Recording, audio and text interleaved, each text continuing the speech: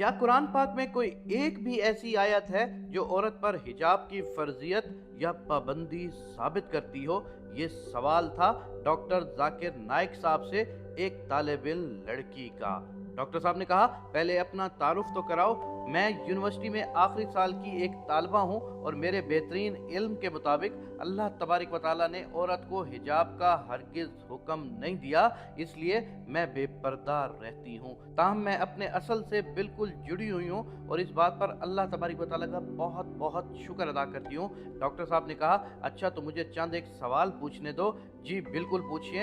अगर तुम्हारे सामने एक ही मतलब वाला लफ्ज़ 3 मुख्तलिफ तरीकों से पेश किया जाए तो तुम क्या मतलब अखज़ करोगी?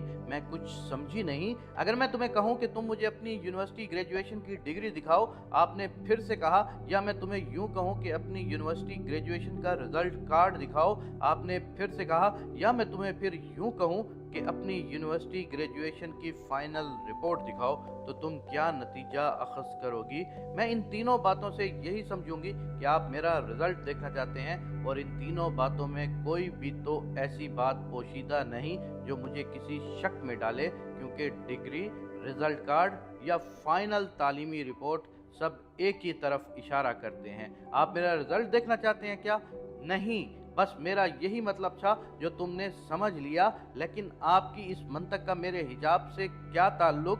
अल्लाह तबारक व तआला ने भी कुरान पाक में 3 ऐसे इस्तारे इस्तेमाल किए हैं जो औरत के हिजाब पर दलील देते हैं। तलबा ने पूछा, वो क्या है और किस तरह से हैं? डॉक्टर साहब ने फरमाया, अल्लाह तबारक व तआला ने पर्दादार औरत की जो सिफात बयान की हैं उन्हें 3 तशबीहात या इस्तारों में से बयान किया है। अल हिजाब, अल जल्बात, अल खुमार। इन तीनों का मतलब एक ही बनता है। तुम इन 3 तशबीहात से क्या समझोगी? तलबा खामोश रह गई। डॉक्टर साहब ने कहा, यह एक ऐसा मौजू है जिस पर इख्तलाफ राय तो बनता ही नहीं, बिल्कुल ऐसे ही जैसे तुम डिग्री, रिजल्ट कार्ड या फाइनल तालीमी रिपोर्ट से एक ही बात समझी हो।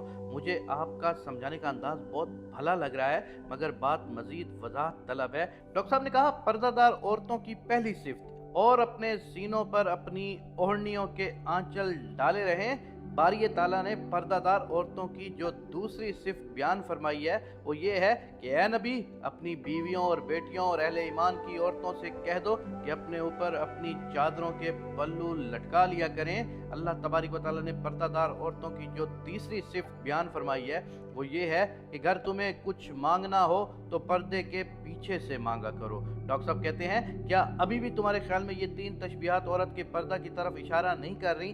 तलबा, मुझे आपकी बातों से सदमा पहुंच रहा है। डॉक्टर साहब ठहरो, मुझे इन 3 तशबीहात की अरबी ग्रामर से वजाहत करने दो।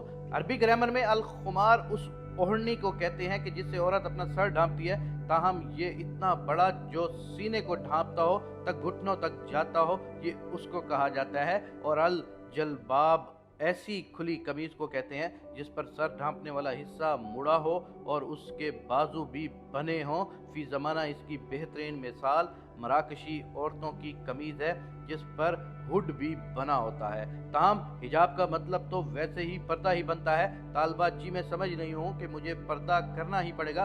डॉक्टर जाकिर साहब फरमाते हैं, हाँ, अगर तेरे दिल में अल्लाह और उसके प्यारे रसूल सल्लल्लाहु अलैहि वसल्लम की मोहब्बत है तो तू एक और बात जान ले कि लिबास 2 किस्म के होते हैं। पहला जो जिस्म को ढांप लेता है, ये वाला तो फर्ज है और अल्लाह और उसके रसूल का हुक्म है। दूसरा वो जो रूह और दिल को भी ढांपता है, ये दूसरे वाला लिबास पहले से ज्यादा बेहतर है। जैसे अल्लाह तबारक व तआला का इरशाद मुबारक है कि सबसे बेहतरीन लिबास तकवे का लिबास है। हो सकता है कि एक औरत ने ऐसा लिबास तो पहन रखा हो जिससे उसका जिस्म ढका हो, लेकिन उसने तकवे का लिबास ना ओढ़ रखा हो, तो ठीक तरीका यही है कि दोनों लिबास ज़ेब तन किए जाएं। अल्लाह हम सबको पर्दा रखने और पर्दा अता करने की तौफीक इनायत फरमाए। आमीन या रब्बुल आलमीन।